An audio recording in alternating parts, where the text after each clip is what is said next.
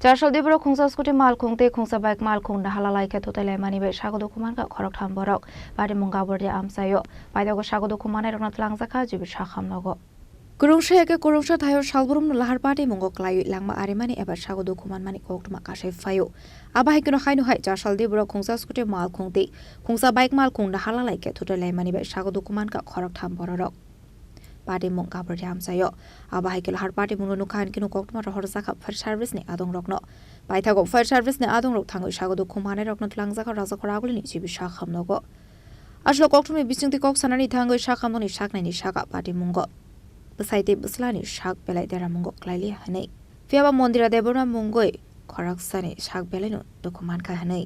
tabo raja khoraguli ni jibi shakham nogo mondira deborma no shaknai zaga tongmani koktuma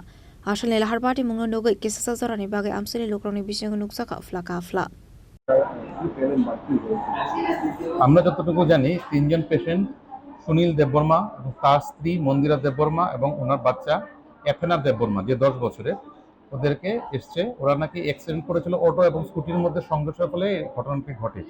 এবং ওরা আনন্দনগর গাবর্দি জেলায় গাবর্দি অঞ্চলে এখানে অ্যাক্সিডেন্টটা হয়েছিল এর মধ্যে মন্দিরা দেববর্মা অবস্থা একটু গুরুতর তো ওনার বিভিন্ন পরীক্ষা নিরীক্ষা করতে দেওয়া হয়েছে এবং ওনাকে আমরা ভর্তি করেছি বাকিদের এত আহত হয়নি ওদের